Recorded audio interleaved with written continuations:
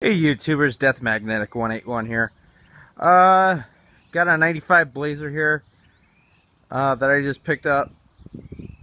I was having problems with my four-wheel drive. I found out it was a vacuum problem with the vacuum actuator.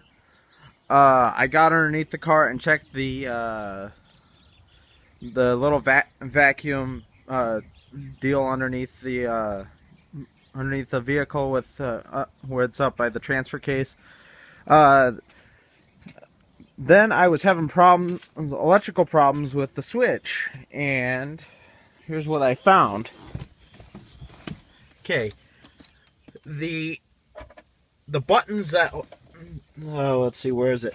The little button case that goes on over the that goes in here.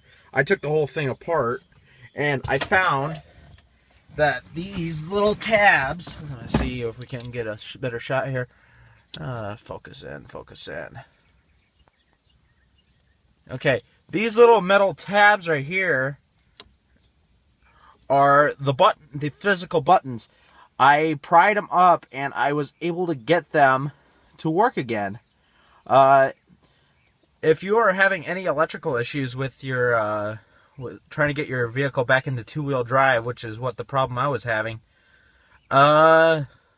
those little metal tabs are your problem. You just got to take the whole thing apart. Be careful not to break the buttons because they have a little prong in there. I just tore it out.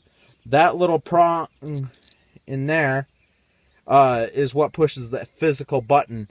I'm just going to probably have to super glue that back on. But anyways, that's how you, that's if you're having electrical issues trying to get your four-wheel drive back into two-wheel drive, that could be your main problem, is those little metal tabs. I guess that's it for now. Thanks for watching. This is Death Magnetic 181 here. Catch you later.